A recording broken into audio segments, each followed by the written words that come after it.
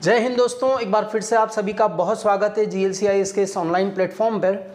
और पिछले लेक्चर में आप लोगों को पता है कि हम लोग भारतीय अर्थव्यवस्था के बारे में बात कर रहे हैं। भारतीय अर्थव्यवस्था पर पहुंचने से पहले मैं अर्थव्यवस्था की परिभाषा आपको समझा रहा था और पिछले पूरे एक लेक्चर में मैंने आप लोगों को कि क्या होती है अर्थव्यवस्था और ये जो डेफिनेशन आपके सामने है ये इसके अंदर कितने व्यापक अर्थ छुपे हुए हैं इसको मैंने आपको बहुत डिटेल में समझाया था पिछली बार। आज हम इससे आगे बढ़ने की कोशिश करेंगे। देखिए, जब हम बात करते हैं अर्थशास्त्र की, क्योंकि पहले क्या था आप लोग को बहुत अच्छे से समझना है कि पहले जो आपका सिलेबस था वो केवल इकोनॉमी था, इकोनॉमी, और अब इसकी जगह पर MPPSC ने अपने सिलेबस में लिख दिया इकोनॉमिक्स। तो यहाँ पर अब थोड़ा सा आप लोगों को अपने पढ़ने का जो तरीका होगा वो भी चेंज करना पड़ेगा। थोड़ा सा टेक्निकल चीज़ों में अब जाने की ज़रूरत पड़ेगी, क्योंकि व्यवहारिक के अलावा जो सैद्धांतिक बातें हैं अब वो भी आप लोगों के लिए काफ़ी उपयोगी हो गई है। बात करते हैं हम लोग कि अर्थशास्त्र क्या है। तो अर्थशास्त्र समाज द्वारा दुर्लभ संसाधनों, है ना, दुर्लभ संसाधनों के उपयोग से मूल्यवान उत्पाद के उत्पादन और उनके वितरण का, देखिए उत्पादन, वितरण, ये सब चीज़ें मैंने आपको बताई है पिछली बार, का अध्ययन करता है। और इसको दो भागों में बांटा जाता है, व्यष्टि अर्थशास्त्र और समष्टि अर्थशास्त्र। यानी कि जितना भी आर्थिक क्रियाओं का अध्ययन होता है, आर्थिक क्रियाओं के अध्ययन को ही हम लोग क्या कहते हैं, तो उसको हम लोग अर्थशास्त्र कहते हैं जब हम अध्ययन की बात कर रहे हैं। देखिए, एक है कि आप राजनीति के बारे में पढ़ रहे हो और एक है आप राजनीति कर रहे हो। तो एक आर्थिक गतिविधियों में जब आप शामिल होकर बात करते हैं तो वो अर्थव्यवस्था है। जब हम उसके सिद्धांत की, उस क्रियाओं को केवल सैद्धांतिक रूप में समझने की, पढ़ने की बात करते हैं तो उसको हम लोग अर्थशास्त्र के नाम से जानते हैं। शास्त्र का मतलब ही क्या होता है ना, आप देखिए, शास्त्र का मतलब होता है कोई विषय या कोई विज्ञान, यही शास्त्र होता है।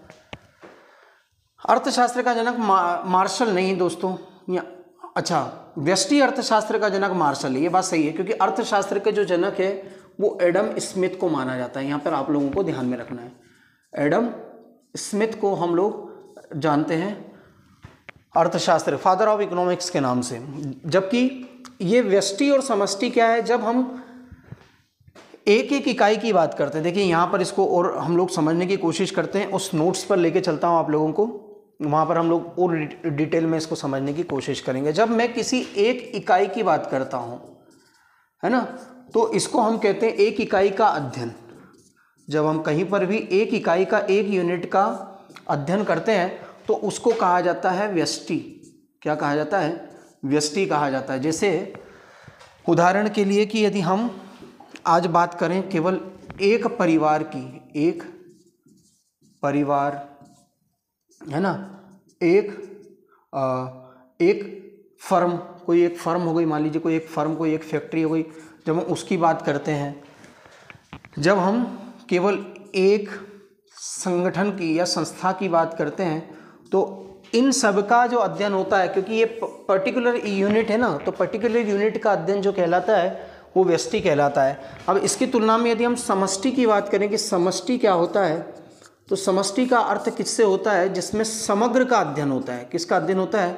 समग्र इकाइयों का अध्ययन होता है, सबका मिला जुला कर अध्ययन होता है। जैसे कि आप देखिए, एक राष्ट्र, है ना, अब यदि हम एक परिवार की आय की बात करते हैं तो इसको हम एक पारिवारिक यूनिट के रूप में, एक यूनिट के रूप में बात करें। प्रति व्यक्ति आय की जब बात करेंगे तो वो किसकी बात हो जाएगी? व्यष्टि की।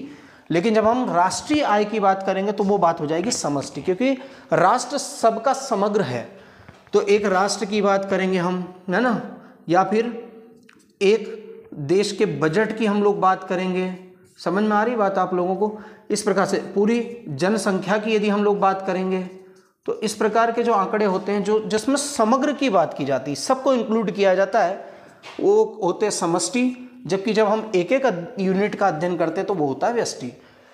तो इस दृष्टिकोण से यहाँ पर बताया जा रहा है कि ये जो व्यष्टि अर्थशास्त्र के जो जनक है, देखिए यहाँ पर आप लोगों के सामने जो है उस पर चलते हैं वापस, कि व्यष्टि अर्थशास्त्र का जनक किसको माना जाता है। तो व्यष्टि अर्थशास्त्र के जो जनक हैं, जो छोटी छोटी यूनिट का अध्ययन होता है, वो व्यष्टि, और उसके जनक मार्शल हैं। जबकि समष्टि अर्थशास्त्र, जिसमें मैंने कहा कि समग्र का अध्ययन होता है, उसके जनक मेनार्ड कीन्स को माना जाता है। सरल शब्दों में व्यष्टि अर्थशास्त्र अधिक व्यक्तिगत स्तर पर अर्थशास्त्र का अध्ययन है। मैंने आपको बताया था व्यक्तिगत पर्सनल लेवल पे, एक परिवार, एक फर्म, एक व्यक्ति, ऐसी बात।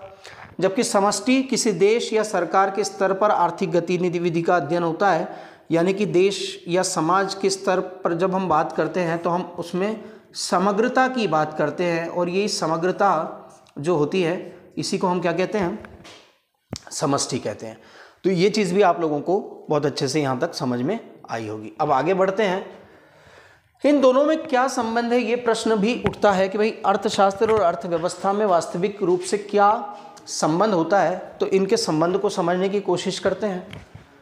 तो देखिए लिखा हुआ है कि अर्थशास्त्र में जहाँ निश्चित सिद्धांतों, इन शब्दों को पकड़िए, कानूनों, इनका अध्ययन किया जाता है, जबकि जब हम इनके क्रियान्वयन की बात करते हैं तो इसको, है ना, जिस आर्थिक गतिविधियों की बात करते हैं, और जो आर्थिक गतिविधियां वो मैं आपको बता चुका हूँ, यहाँ पर लिख देता हूँ एक बार फिर से, है ना। उत्पादन, पिछले लेक्चर में बताया था आपको मैंने, उपभोग, विनिमय, वितरण और राजस्व। इन पांचों की जब मैंने बात की थी आप लोगों के लिए, है ना, आप लोगों को पिछली बार मैंने इन पांचों के बारे में बताया था। और इन पांचों गतिविधियों को जब हम डिटेल में देखते हैं या व्यवहार में जब हम इनकी बात करते हैं, देखिए यहाँ लिखा हुआ है, तो हम इसको कहते हैं अर्थव्यवस्था। जैसे कि भारत में इनकी बात करें तो भारतीय अर्थव्यवस्था, जापान में इसकी बात करें तो जापानी अर्थव्यवस्था हो जाएगा। लेकिन जब केवल सिद्धांतों पर, कानूनों पर बात करेंगे, है ना, जैसे कि याद करिए मैंने आप लोगों को उत्पादन के साधन बताए थे, और उसमें मैंने आपको बताया था कि श्रम को वेतन मिलता है, या श्रम को मजदूरी मिलती है, माफ़ कीजिएगा, मजदूरी, है ना। पूंजी को ब्याज मिलता है, पूंजी को ब्याज मिलता है ना। साहस को लाभ मिलता है, साहस को लाभ प्राप्त होता है। अब आप देखिए एक चीज़ कि जब हम इस तरीके से देखते हैं, तो जब हम श्रम को, पूंजी को, साहस को जब हम प्रैक्टिकली देखते हैं जीवन में, तो ये अर्थशास्त्र नहीं, अर्थव्यवस्था है। लेकिन जब कोई विद्वान ने इसका सिद्धांत दे दिया, जैसे मैं आप लोगों को बताऊं कि इकोनॉमिक्स में जब हम लोग पढ़ते थे 11th-12th में मेरा रहा था ये, तो उसमें जैसे ब्याज के सिद्धांत आता था, रिकार्डो का ब्याज का सिद्धांत था, कीन्स का मजदूरी का सिद्धांत था, है ना, कीन्स का लाभ का भी सिद्धांत था। तो अलग अलग विद्वानों ने इनके सिद्धांत दिए हैं, और वो सिद्धांत बड़े एक तरीके से कहना चाहिए कि स्टैटिक पोर्शन होता है इस सब सिलेबस का। तो वो चीज़ भी यहाँ पर इंक्लूड है कि ऐसे स्टैटिक रूप में यदि आप पढ़ते हो तो वो हो जाता है अर्थशास्त्र। अर्थशास्त्र स्टैटिक है, स्टेबल है ना। उसके अंतर्गत किसकी बात होती है, तो उसके अंतर्गत बात होती है केवल सिद्धांतों की। जब हम इसको व्यावहारिक स्तर पर फील करते हुए बात करेंगे तो उसको कहेंगे कि वो क्या है, वो अर्थव्यवस्था है। दोनों का संबंध देख लिया। अब हम अर्थव्यवस्था के अलग अलग प्रकारों की भी बात कर लेते हैं, जिसमें सबसे पहले आती है कैपिटलिस्ट इकोनॉमी, या जिसको हम लोग पूंजीवादी अर्थव्यवस्था के रूप में जानते हैं। देखिए इसकी बात करते हैं सबसे पहले। तो पूंजीवादी अर्थव्यवस्था में क्या आता है, आइए इसको देखते हैं। पूंजीवादी अर्थव्यवस्था में वस्तुओं और सेवाओं के उत्पादन के साधनों पर बाजार का नियंत्रण होता है। अब देखिए इस शब्द को पकड़ लो, बाजार का नियंत्रण होता है, यानी कि प्राइवेट लोगों का। अब ये कोई एक व्यक्ति भी हो सकता है, या फिर कुछ व्यक्तियों का एक समूह भी हो सकता है, और सारे के सारे बाजार पर, पूरे सारी आर्थिक क्रियाओं पर, जो अभी हमने देखा था ना, उत्पादन, उपभोग, विनिमय, वितरण, राजस्व, इन सब पर ज़्यादा होल्ड किसका होगा, निजी व्यक्तियों का होगा। और उनके पास क्या क्या शक्ति होगी कि वो मूल्य का निर्धारण करेंगे, वो बाजार के आधार पर मांग और पूर्ति पर निर्भर करते हैं, है ना। क्योंकि जितनी जिस वस्तु की मांग होती है ना, उतना ही उसका मूल्य भी बढ़ जाते हैं, और जितनी उसकी मांग कम हो जाती है उतना उसके मूल्य कम हो जाते हैं। ये चीज़ हम लोग जानते हैं। तो बाजार मूल्य प्रणाली कहाँ पे पाई जाती है, अगर आपसे कोई कहे तो पूंजीवादी अर्थव्यवस्था में पाई जाती है, क्योंकि यहाँ पर, है ना, बाजार की शक्तियाँ हैं। बाजार की शक्तियों का अर्थ होता है मांग और पूर्ति से। तो बाजार शक्तियाँ यानी मांग और पूर्ति के आधार पर जो अर्थव्यवस्था का स्वरूप होता है उसी को हम कहते हैं पूंजीवादी अर्थव्यवस्था।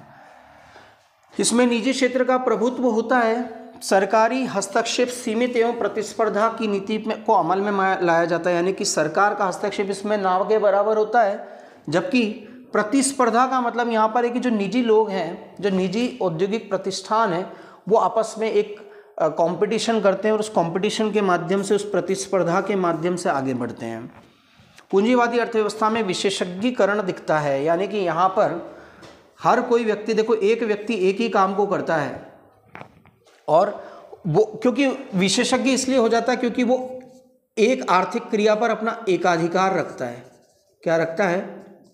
एकाधिकार रखता है, मोनोपोली रखता है, और अपने इस एकाधिकार के द्वारा वो एक ही काम को या एक ही आर्थिक क्रिया को अपने कब्जे में रखता है और लगातार अपने निजी लाभ के उद्देश्य से वो कार्य करता रहता है। सरकार नियामक के रूप में केवल नियम बना सकती है यदि सरकार का अस्तित्व भी होता है तो। इस प्रकार से जितने भी अमेरिका है, ब्रिटेन है, जापान भी कह सकते हैं हम लोग, है ना, ये जितने भी बड़े अर्थव्यवस्था वाले देश हैं वर्तमान में, जो विकसित देश हैं, वहाँ पर ये पूंजीवादी अर्थव्यवस्था का स्वरूप अपनाया गया है। फिर से इसको देखेंगे एक बार अपन लोग, क्या क्या देखने को मिलता है। तो सबसे पहले यहाँ देखिए कि बाजार का नियंत्रण होता है, इस पे मूल्यों का निर्धारण मांग और पूर्ति के आधार पे होता है। जितनी बातों पे गोला मार रहा हूँ उसको याद कर लो अभी के अभी। इसमें बाजार मूल्य प्रणाली इसको कहते हैं, है ना। निजी क्षेत्र का भी प्रभुत्व होता है, सरकारी हस्तक्षेप सीमित होता है, प्रतिस्पर्धा की नीति अपनाई जाती है और विशेषीकरण पाया जाता है, और सरकार केवल नियामक के रूप में भूमिका निभाती है, नियम बनाने का काम केवल करती है। तो इन सारी चीज़ों को बार बार दोहरा लीजिएगा, क्योंकि हो सकता है प्रीलिम्स में प्रश्न आ जाए कि पूंजीवादी अर्थव्यवस्था में क्या क्या पाया जाता है, स्पष्ट कीजिए। तो ये सब चीज़ें आप लोगों को मालूम होनी चाहिए।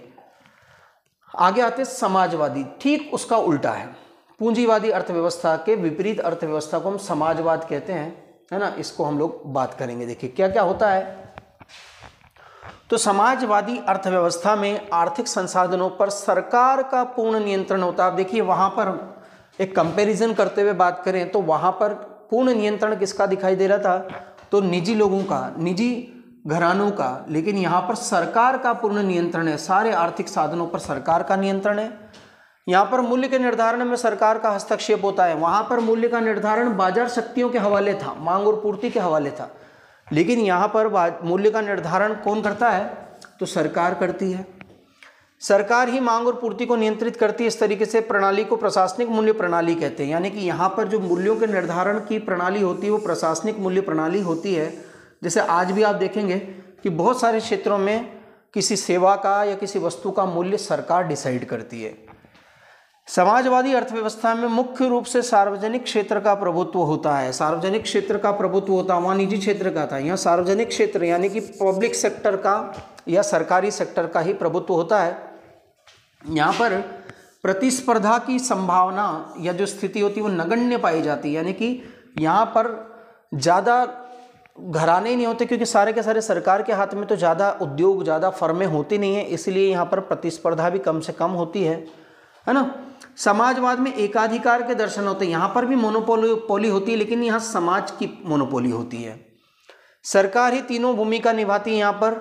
नियामक यानी नियम बनाने वाला भी सरकार, प्रोडक्शन करने वाला भी सरकार, और आपूर्ति करने वाला भी सरकार होता है। यानी कि इसी तिहरी भूमिका सरकार समाजवादी अर्थव्यवस्था में निभाती है। फिर से देख लेते हैं, पूंजीवादी अर्थव्यवस्था में ये सारे काम कौन कर रहा था, तो कुछ लोगों के हाथ में था ये सारे के सारे काम, और उनका उद्देश्य जो था वो लाभ कमाना था। जबकि समाजवादी अर्थव्यवस्था का उद्देश्य लाभ कमाना ना होकर के क्या होता है, कल्याण करना होता है, वेलफेयर करना होता है। ये चीज़ आपको समझ में आनी चाहिए, है ना। वहाँ पर उसका जो काम था वो क्या था, लाभ कमाना था। सारे के सारे संसाधनों पर सरकार का नियंत्रण होता है। मूल्य का निर्धारण भी सरकार करती है, इसलिए इसको प्रशासनिक मूल्य प्रणाली कहते हैं। सार्वजनिक क्षेत्र इसमें प्रमुख भूमिका में होता है। प्रतिस्पर्धा कम से कम होती है, क्योंकि सारा नियंत्रण सरकार के हाथ में है ना। और इसी के कारण इसको समाजवाद में एकाधिकार की बात करते हैं, क्योंकि सरकार की मोनोपोली होती है और नियामक भी सरकार, उत्पादनकर्ता भी सरकार और आपूर्तिकर्ता भी सरकार ही होती है। यानी कि देखिए नियम बनाने का काम भी सरकार करेगी। जैसे आप देखेंगे कि पीडीएस सिस्टम होता है ना, पीडीएस, पब्लिक डिस्ट्रीब्यूशन सिस्टम में हम क्या देखते हैं कि इसके लिए नियम भी कि कितनी खरीद होगी, कितने मूल्य पर खरीद होगी किसानों से, उनकी फसलों की, ये सब सरकार बना रही है। उत्पादन करता है यानी कि कहीं ना कहीं चीज़ों का उत्पादन भी स्वयं सरकार करती है, और आपूर्ति करता है यानी कि जनता तक उनका वितरण कराने का काम भी सरकार करती है। ऐसी तिहरी भूमिका इसमें सरकार की दिखाई दे सकती है। तो ये चीज़ हो गई जिसको हमने किस रूप में समझा है, समाजवाद। अब तीसरी होती है जिसको कहते हैं मिश्रित अर्थव्यवस्था। नाम से ही समझ में आ रहा है कि जो अभी तक दो अलग अलग अर्थव्यवस्थाओं के बारे में हमने पढ़ा था, है ना, एक को हमने कहा था कैपिटलिज्म, एक को हमने कहा था सोशलिज्म। ये दोनों के बीच का रास्ता होता है, यह कहना चाहिए कि दोनों ही प्रकार की अर्थव्यवस्था का जो स्वरूप होते हैं उनकी मुख्य मुख्य विशेषताएं एक साथ किसी एक देश या एक समाज में जब देखने को मिल जाती हैं तो उसी को मिश्रित अर्थव्यवस्था या मिक्स्ड इकोनॉमी के नाम से जानते हैं। अब देखिए यहाँ पर क्या है, मिश्रण है, किस किस चीज़ का मिश्रण है, पूंजीवाद और समाजवाद दोनों का मिश्रण है। कुछ आर्थिक क्रियाओं पर बाजार और कुछ पर सरकार का नियंत्रण होता है, यानी कि कुछ काम केवल सरकार करती है और कुछ जो है वो निजी क्षेत्र को भी सौंप दिए जाते हैं। मूल्य निर्धारण बाजार और सरकार दोनों करते हैं, मूल्य निर्धारण भी दोनों करते हैं, लेकिन नियामक के रूप में सरकार होती है। नियम देखिए, प्राइवेट सेक्टर हो या मिक्स्ड इकोनॉमी हो या ये आप कहना चाहिए कि समाजवादी व्यवस्था हो, तीनों में ही सरकार ही नियम बनाने वाले की भूमिका निभाती है। वर्तमान समय में भारत में मिश्रित अर्थव्यवस्था लागू है। बहुत इंपॉर्टेंट चीज़ है कि भारत में आज आप देख सकते हो कि चाहे कोई भी सेक्टर हो, उदाहरण के लिए मैं बताऊं कि जैसे स्वास्थ्य क्षेत्र है ना, आप देखिए कि स्वास्थ्य क्षेत्र में प्राइवेट हॉस्पिटल भी हैं तो सरकारी भी हैं। जैसे हम परिवहन की बात करें तो परिवहन के क्षेत्र में प्राइवेट ट्रांसपोर्टेशन भी है तो पब्लिक ट्रांसपोर्ट भी है ना। आप एविएशन की बात करो, उड्डयन, यानी कि यहाँ जो विमानन वगैरह का काम होता है उड्डयन, है ना, एविएशन जिसको कहते हैं, तो वहाँ पर इंडियन एयरलाइंस भी है तो इतनी सारी प्राइवेट भी है। आप और भी बात कर सकते हो कि हर क्षेत्र में आप देखिए कि मीडिया के क्षेत्र में दूरदर्शन भी है जो सरकारी मीडिया है, तो प्राइवेट मीडिया के रूप में भी बहुत सारे चैनल्स आदि हैं। तो जहाँ दोनों का अस्तित्व एक साथ पाया जाए ऐसी अर्थव्यवस्था को क्या कहा जाता है, मिश्रित अर्थव्यवस्था कहा जाता है। और भारत में जब देश का संविधान लागू होने वाला था, जब संविधान के सभा में चर्चा चल रही थी कि किस प्रकार की अर्थव्यवस्था का स्वरूप हमें अपनाना चाहिए भावी समय के लिए, या कैसा फॉर्मेट भारत की अर्थव्यवस्था का होना चाहिए भविष्य में, तो अलग अलग लोगों ने अलग अलग प्रकार के मत दिए थे। किसी का कहना था कि पूंजीवाद जरूरी है, किसी का कहना था कि समाजवाद जरूरी है, लेकिन बात यहाँ पर आके टिकी कि मिश्रित अर्थव्यवस्था का स्वरूप अपनाया। और इसका भी जो झुकाव है वो ध्यान दीजिएगा, वो समाजवाद की तरफ ज़्यादा है, क्योंकि प्रथम प्रधानमंत्री जो थे जवाहरलाल नेहरू, ये उनकी आर्थिक नीतियाँ थी जिसकी वजह से हमारी समाजवादी या कहना चाहिए जो मिश्रित अर्थव्यवस्था है उसका झुकाव भी समाजवाद की तरफ अधिक दिखाई देता है। अब बात करते हैं बंद अर्थव्यवस्था की। तो ऐसी अर्थव्यवस्था जिसमें ये जो दो क्रियाएं होती हैं, देखो बंद का मतलब क्या होता है ना, जैसे आप आना जाना करते हैं किसी के यहाँ तो वो है खुलापन, और जब यदि उसने भी दरवाज़ा बंद कर रखा और आपने भी, तो ये कहेंगे बंद, है ना, क्लोज्ड इकोनॉमी बोलेंगे, यानी कि मामला बंद है अभी। तो जब भी दो देशों के आर्थिक संबंध यदि खुले हुए हैं, यानी कि जिसमें दो चीज़ें होती है, आयात यानी कि दूसरे देश से अपने देश में चीज़ें खरीद कर लाना, और निर्यात यानी कि अपने देश में बनी हुई चीज़ों को दूसरे देश को बेचना। तो जहां आयात और निर्यात ये दोनों कार्यक्रम बंद हैं, पूरी तरीके से नहीं होते हैं, उसको हम क्या कहेंगे, बंद अर्थव्यवस्था, है ना। कोई देश अपने देश में इतना कर सकता है, देखिए वैसे ऐसा संभव नहीं होता है आजकल की बंद इकोनॉमी हो, लेकिन यदि कोई बहुत जिसको कहेंगे कि आत्मनिर्भर है, कैसी इकोनॉमी है, आत्मनिर्भर अर्थव्यवस्था है, तो आत्मनिर्भरता के कारण भी हो सकता है कभी रेयरली कि अपने यहाँ पर इतना सक्षम हो जाए कि उसे ना किसी से निर्यात करना पड़े और ना ही आयात करना पड़े। तो ऐसे देश की अर्थव्यवस्था, आत्मनिर्भर देश की अर्थव्यवस्था बंद अर्थव्यवस्था का स्वरूप दिखाई देगा वहाँ पर। तो ये चीज़ भी आप लोगों को समझ लेनी चाहिए। खुली अर्थव्यवस्था बिल्कुल उसका उल्टा है कि जहाँ पर भी आयात और निर्यात होता है पर्याप्त मात्रा में, समुचित व्यवस्था उसकी पाई जाती है, उसको ओपन इकोनॉमी या खुली हुई अर्थव्यवस्था के रूप में हम जानते हैं। 1990 के बाद समाजवादी अर्थव्यवस्था का पतन हुआ, क्योंकि समाजवादी अर्थव्यवस्था में अभी मैंने कहा था कि सारा का सारा एकाधिकार किसका होता है, तो सरकार का होता है, राज्य का होता है या सरकार का होता है। लेकिन खुली अर्थव्यवस्था का स्वरूप 1990 के जो नई आर्थिक नीति थी, जिसको हम उदारीकरण, निजीकरण और वैश्वीकरण की नीति बोलते हैं, उसके लागू करने के बाद में भारत में क्या हुआ है कि खुली अर्थव्यवस्था का स्वरूप अपनाया गया था, है ना। अर्थशास्त्रियों का मानना है कि खुली अर्थव्यवस्था एक बेहतर विकल्प है, जिसमें एक और उपभोक्ता को बेहतर विकल्प मिलते हैं। कैसे उपभोक्ता को बेहतर विकल्प कैसे मिलते हैं? जैसे आप देखिए कि पहले जब हम मोबाइल सेवा का उपयोग करते थे, मोबाइल सेवा, जब हम मोबाइल सेवाओं का उपयोग करते थे पहले, तो हमारे पास में ज़्यादातर लोगों के पास में एक ही विकल्प था, जिसको हम BSNL बोलते हैं, भारत सरकार का ये था, ठीक है। तो ये मुझे बहुत अच्छे से याद है कि बहुत ज़्यादा महंगा होता था सिम, और उसको वो लाइफ टाइम करवाना तो शायद 2-1 हज़ार रुपये का खर्च पड़ता था उसमें। लेकिन आज के समय में आप देखिए कि 1990 के बाद में प्रतिस्पर्धा बढ़ गई, है ना, क्योंकि कई सारे बहुत दूसरे सारे विकल्प आ गए इन नीतियों की वजह से। तो आज आप देखिए कि कितने सारे एयरटेल, जियो, आइडिया, जमाने भर की कंपनियां जब आ गई, तो ग्राहक को, है ना, सस्ती से सस्ती सेवा देने की ये कोशिश कर रहे हैं। तो सस्ती सेवा प्लस सस्ती के साथ साथ में ये सेवाएं जो देते हैं उसको बेहतर से बेहतर सुविधाएं उपलब्ध कराने की कोशिश हो रही है। तो इसमें उपभोक्ता का भला होता है, क्योंकि इन कंपनियों के बीच में क्या पाया जाता है, एक प्रतिस्पर्धा पाई जाती है, एक प्रतिस्पर्धा पाई जाती है, और इस प्रतिस्पर्धा की वजह से ही बेहतर और सस्ती चीज़ें उनको मिल पाती है ना। पिछड़े देशों को तकनीकी ज्ञान प्राप्त होता है, यानी कि जो अभी तक, जैसे भारतीय अर्थव्यवस्था की बात करें तो वहाँ पर टेक्नोलॉजी का स्तर तुलनात्मक रूप से खराब रहा है, पहले से काफ़ी पिछड़ी रही है यहाँ वो अर्थव्यवस्था। तो जब टेक्नोलॉजी का लेन देन आना जाना होता है तो लोगों को बेहतर उसका ज्ञान प्राप्त हो जाता है और उसका उपयोग भी देशों में बढ़ता है।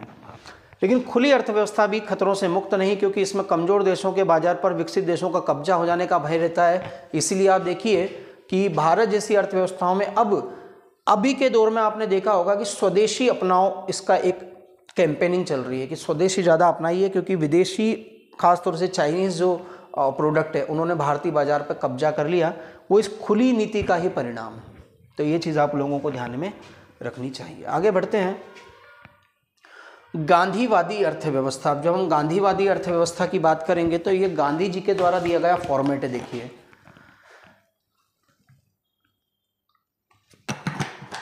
गांधीवादी अर्थव्यवस्था क्या है, तो मुख्य रूप से गांधी जी ने जो कॉन्सेप्ट दिया था उसको गांधीवादी कहते हैं। बस इसको बहुत इजीली समाजशास्त्र में पढ़ चुके हैं हम, लेकिन फिर भी बता देता हूँ कि गांधीवादी अर्थव्यवस्था एक ऐसी अर्थव्यवस्था की संकल्पना पर आधारित जिसमें वर्ग का कोई स्थान नहीं होगा। यानी कि देखिए, दो चीज़ होती है, एक चीज़ होती है विभेद, है ना, और एक चीज़ होती है जिसको कहते हैं असमानता। ये दोनों चीज़ें अलग अलग है। गांधी जी ने ये माना कि विभेद तो नेचुरल है, क्योंकि कोई भी एक जैसा नहीं है, सब एक दूसरे से पृथक है, तो विभेद तो है, लेकिन असमानता नहीं होनी चाहिए उसके आधार पे। यानी कि समाज में आर्थिक आधार पर, जैसे आज हम बात करते हैं ना क्लास, इस वर्ग को क्या कहते हैं, क्लास। जैसे हम कहते हैं ना middle class, lower middle class, upper class या हायर क्लास, है ना। तो ये देखिए, ये जो क्लास या जो वर्ग की भूमिका होती है, ये जो क्लास बनती है किसके आधार पे बनती है, ये आय के आधार पे और जीवन स्तर के आधार पे, आय और जीवन स्तर के आधार पर ये बनती है। और इस आधार पे यदि हम लोग बात करें तो यहाँ पर जहाँ पर आय या जीवन स्तर के आधार पर बिल्कुल समानता रहेगी, थोड़ा थोड़ा सा समाजवाद के करीब लगेगा कि जहाँ पर कोई भी उच्चता या निम्नता की बात नहीं आएगी, यानी असमानता नहीं होगी। भाई भेद तो हैं, सब एक जैसे नहीं है, लेकिन ये कोई ऊपर कोई नीचे ये वाली भावना जब नहीं होती है तो इसको क्या कहा जाता है, इसको ही वर्ग विहीन समाज कहा जाता है। और वर्ग विहीन अर्थव्यवस्था की बात गांधीयन इकोनॉमी में देखने को मिलती है। गांधी जी का अर्थशास्त्र एक ऐसी सामाजिक व्यवस्था स्थापित करने की बात करता है जिसमें एक व्यक्ति किसी दूसरे का शोषण नहीं करता, क्योंकि देखिए वर्ग जब हो जाएंगे तो शोषण बढ़ता है। क्योंकि भाई मैंने कहा ना कि जब असमानता आती है तो एक हो जाता है उच्च और एक हो जाता है निम्न, और जैसे ये उच्च निम्न का भाव आया है, जैसे ये उच्च निम्न का कॉन्सेप्ट आता है लोगों के बीच में, या कहना चाहिए कि ये जो उच्च है ये इस निम्न का शोषण करना शुरू कर देता है ना। यहाँ पर सामाजिक न्याय की बात आ रही है, ट्रस्ट की बात आ रही है ना, और समता के सिद्धांत की ये बात करते हैं। यहाँ पर ट्रस्ट का मतलब ये है कि जिन लोगों के पास में मान लीजिए कि आय का भेद है, जिसके पास ज़्यादा आय प्राप्त हो गई है ना, निम्न वर्गों के लिए वो खर्च करेगा और अपनी आवश्यकताओं को पूरा करने के लिए जितनी के बाद में जितना धन उसके पास बच जाता है वो उसका स्वामी ना होकर के उसका केवल वो रक्षक होगा, ट्रस्टी होगा, और बाकी समाज के लिए उसको खर्च करने की वो प्रयास करेगा। तो ये गांधी जी की अर्थव्यवस्था की थ्योरी थी, इसको भी हम लोगों ने देख लिया। फिर पारंपरिक अर्थव्यवस्था पे आते हैं। नाम से ही लग रहा है, जो ट्रेडिशन, परंपरा के आधार पर जो अर्थव्यवस्था का स्वरूप हमें देखने को मिलता है, इसको हम ट्रेडिशनल या परंपरावादी अर्थव्यवस्था के रूप में देखते हैं। पारंपरिक आर्थिक प्रणाली वस्तुओं, सेवाओं और काम पर आधारित है। तीन चीजें देखो, देखिएगा, वस्तु, सेवा और काम। यह अर्थव्यवस्था लोगों पर बहुत अधिक निर्भर करती है और इसमें श्रम या विशेषज्ञता का बहुत कम विभाजन होता है। संक्षेप में पारंपरिक अर्थव्यवस्था बहुत बुनियादी है और सबसे प्राचीन है। दुनिया के कुछ हिस्से अभी भी पारंपरिक आर्थिक व्यवस्था के या आर्थिक प्रणाली के साथ में काम करते हैं। यह आमतौर पर अफ्रीकी और एशियाई महाद्वीपों के ग्रामीण क्षेत्रों में पाई जाती है, जहां आर्थिक गतिविधियां मुख्य रूप से खेती या अन्य पारंपरिक। अब देखिए, किन वस्तुओं का आप उत्पादन कर रहे हो, कैसी सेवाओं का आप उत्पादन कर रहे हो और किस तरीके से कर रहे हो, उसके आधार पर, है ना। ऐसा समझ लीजिए कि वस्तु और सेवाओं का उत्पादन यदि आज भी आप पुरानी तकनीक से कर रहे हो, पुरानी तकनीक, जब आप पुरानी तकनीक से यदि आज भी उसका इस्तेमाल कर रहे हो, तो इसी आधार पर हम कह देंगे कि ये जो अर्थव्यवस्था का स्वरूप है ये पारंपरिक स्वरूप कहलाएगा, ट्रेडिशनल, है ना, जो चला आ रहा था घिसे पिटे उन्हीं तरीकों से। जैसे कि भारत में आप देखिए कि आज भी खेती जो होती है वो पुराने तरीकों से करते हुए मिल जाएंगे। लोगों के पास ट्रैक्टर नहीं, लोगों के पास सिंचाई के साधन नहीं, उन्नत किस्म के बीज नहीं है, मशीनें नहीं है, लेकिन फिर भी उत्पादन कर रहे हैं। तो ऐसा एक जो इकोनॉमी का एक पूरा का पूरा सेक्टर होता है, उसको पारंपरिक अर्थव्यवस्था के रूप में हम लोग समझ सकते हैं। आगे बात करते हैं शासित अर्थव्यवस्था, है ना, कंट्रोल्ड इकोनॉमी क्या होती है। एक शासित अर्थव्यवस्था में एक प्रमुख केंद्रीकृत प्राधिकरण होता है, यानी कि यहाँ पर केंद्र का, है ना, केंद्रीकृत प्राधिकरण, यानी कि कोई एक अथॉरिटी होती है। क्या होती है? कोई एक अथॉरिटी होती है और उस अथॉरिटी के पास में सारे आर्थिक क्रियाओं का नियंत्रण होता है। आमतौर पर सरकार जो आर्थिक संरचना के एक महत्वपूर्ण हिस्से को नियंत्रित करती है। साम्यवादी समाजों में ये सब चीज़ें पाई जाती है। जैसे कि आप बात करते हैं, जैसे कि हम लोग बात करें, एक तो चीन की अर्थव्यवस्था हो गई है, और कुछ वेनेजुएला जैसे जो देश होते हैं, यहाँ पर जब हम लोग बात करते हैं तो यहाँ वही आर्थिक क्रियाएं लोग कर सकते हैं जिसको करने के लिए सरकार छूट देती है। अपनी इच्छा से कोई भी आर्थिक क्रियाएं नहीं करते हैं, क्योंकि सारा का सारा उत्पादन जो होता है ये सरकार के संरक्षण में होता है ना। जैसे कि मैं आपको कहूँ कि जैसे हमारे यहाँ गांजा की खेती हो जाती है, अफीम की खेती हो जाती है, तो वो सरकार करा रही है जनता से, लेकिन सरकार करा रही है। तो ऐसा एक जो पार्ट होता है वो कंट्रोल्ड इकोनॉमी में आता है। अब देखिए, ये और भी अलग अलग प्रकार है, जिसमें पूर्ण प्रतियोगिता बाजार, है ना, अपूर्ण प्रतियोगिता बाजार, और ये सब चीज़ें देखने को मिलती है। तो पूर्ण प्रतियोगिता बाजार का मतलब क्या होता है? इसको परफेक्ट कंपटीशन की बात करते हैं। तो एक पूर्ण प्रतियोगिता बाजार संरचना में बड़ी संख्या में खरीदार और विक्रेता होते हैं। बाजार के सभी विक्रेता आपस में प्रतिस्पर्धा करते हैं। यानी कि देखो, यहाँ इस बाजार को, पहले बात तो आप ये मत समझना कि कोई राजवाड़ा का बाजार है, कि कोई कहीं का मीना बाजार है। ये कोई बाजार ऐसा नहीं कि कोई स्थान पर हो, ये पूरे विश्व में है। समझ में आ रही बात? जैसे मैं कहूँ आपसे कि आज के समय में कंप्यूटर की ज़रूरत हर एक सेक्टर में है, कंप्यूटर की ज़रूरत हर कहीं पर है। तो कंप्यूटर को खरीदने वाले, है ना, ये देखिए आप, वो कंप्यूटर को बेचने वाले वो पूरी दुनिया में पाए जाते हैं। तो इनका एक पूरा सेक्टर बन चुका है ये। यहाँ बाजार का मतलब ऐसा नहीं कि कंप्यूटर का केवल एक कोई मार्केट है इंदौर में या कहीं पर, ऐसा नहीं, पूरे विश्व में इसके खरीदार पाए जा रहे हैं और इसके बेचने वाले भी पाए जा रहे हैं। और इन मिल करके एक जो क्या बनाया, एक जो सेक्टर बनाया, उसको कहेंगे हम पूर्ण प्रतियोगिता। अब यहाँ पर क्या होता है कि विक्रेता जो होते हैं वो बहुत सारे होते हैं, और विक्रेताओं के बीच में क्योंकि बहुत बड़ा एक मांग बहुत बड़ी होती है, तो इनके बीच में कंपटीशन भी बहुत ज़्यादा बड़ा होता है।